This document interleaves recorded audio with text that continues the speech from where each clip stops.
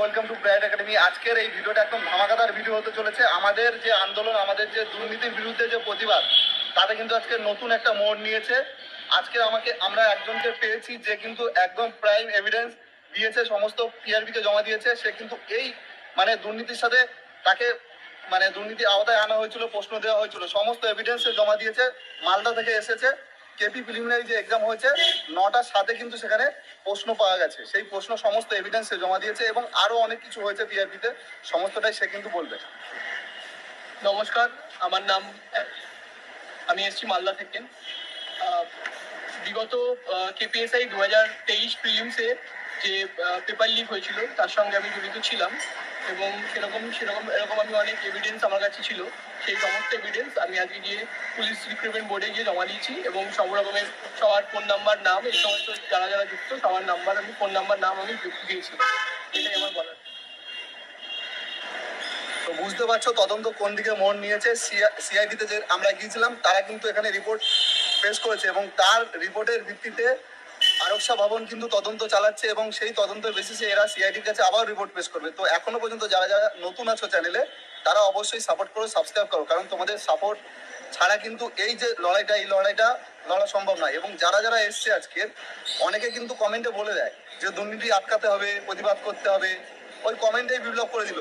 কিন্তু যখন ফিজিক্যালি এসে ওই সামনাসামনি হওয়াটা, এইটা করতে অনেকের দম বেরিয়ে যায়। ঠিক আছে, তো যারা এসেছে আজকে, অনেকেই এসে ক্যামেরায় আসতে চায় না এবং তাদেরকেই ডেকেছিল, আমাকে ভেতরে ডাকেনি, কারণ যাদের যারা যারা মেল করেছিল তাদেরকেই ডেকেছে। তারা আসতে চায় না তাদের পার্সোনাল প্রবলেমের জন্য। কিন্তু তদন্ত কিন্তু সেই লেভেলের হচ্ছে এবং যে অনেককেই পিআরবি নিজে থেকে এফআইআর করবে এবং অনেক কোচিং সেন্টার এবং যাদের যাদের বিরুদ্ধে কথা উঠেছিল, প্রশ্ন উঠেছিল, তাদেরকে প্রত্যেকেই তদন্তের আওতায় কিন্তু আনবে এবং তাদেরকে ডাকবে, পিআরবি ডেকে পাঠাবে। এবং পরীক্ষা কবে হবে এটা নিয়ে প্রত্যেকের মধ্যে একটা প্রশ্ন আছে, সেটা আমি পরে বলবো, আগে আরেকবার বলবে। পেপার লিক কাণ্ডের সাথে যারা যারা জড়িত আছেন তাদেরকে আমার একটাই অ্যাডভাইস, যে পুলিশ তোমাদেরকে ধরে নেওয়ার আগে তোমরা নিজেরাই সারেন্ডার করো, আমাদের সাথে যুক্ত হও, আমাদের এভিডেন্স লিস্টে নিজেদের নাম লেখাও, তাহলে হয়তো তোমাদের পুলিশ তোমাদের ধরবে না, তোমাদের এভিডেন্সের সাক্ষী হিসেবে তোমাদের। এটাই আমার বক্তব্য। তার বুঝতে পারছো, যারা যারা ডকুমেন্টস জমা দিয়েছো, যারা টাকা দিয়ে ফেলেছো, তারা এসে এখানে পিআরবি কাছে বলো। এবং এরা কিন্তু পিআরবি কে জিজ্ঞেস করছে, স্যার আমাদের কোনো প্রবলেম হবে না তো? পিআরবি কিন্তু বলেছে, দেখো তোমাদের কোনো প্রবলেম হবে না, তোমরা আমাদেরকে অনেক হেল্প করলে এই ব্যাপারটা করে। আমরা তো চাইছি তদন্ত করতে, কিন্তু সঠিক প্রমাণ পাচ্ছি না। তোমরা যে আসছো, এসে প্রমাণগুলো দিচ্ছ, তাহলে আমাদের হেল্প হবে, তোমরা আমাদের সাথে আছো এবং এর জন্য আমাদের তদন্ত আরো ভালোভাবে এগোবে।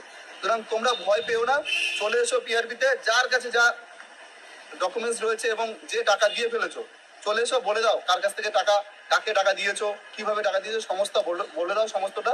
তাহলে কিন্তু পিআরবি সঠিকভাবে তদন্ত করতে পারে। এখন যেই লেভেলে পৌঁছে গেছে, সেখানে গিয়ে তোমরা যদি এসে তোমাদের ভুল স্বীকার না করো, তোমাদের এই বছরটা তো নষ্ট হবে, জেল তো হবেই। আগামী পরীক্ষা তোমরা দিতে পারবে কিনা, এটা কিন্তু বিশাল বড় কোশ্চেন মার্ক আছে। তোমরা এখনো সময় আছে, তোমরা এসে তোমাদের যা যা দোষ ভুল যা করেছো স্বীকার করে নাও, তাহলে তোমাদের জন্য ভালো। এটুকু বললাম। আর পরীক্ষা ডেট নিয়ে যারা অনেক বেশি আগ্রহী ছিল, জানতে চাও বারবার, তো প্রথমত বলি, দেখো ওবিসি সংক্রান্ত যে মামলাটা চলছে, এখনো সেই পয়েন্টটাই বলবো, ওবিসি যদি না মেটে তাহলে পরীক্ষা কিন্তু হবে না। 27 তারিখে যে হিয়ারিং এর কথা রয়েছে, আশা করছি 27 তারিখে মিটে যাবে। যদি না মেটে তাহলে কিন্তু পরীক্ষা হবে না। ওবিসি মিটে গেলে 2 মাসের বেশি তোমরা টাইম পাবে না, এটুকু বলে দিলাম।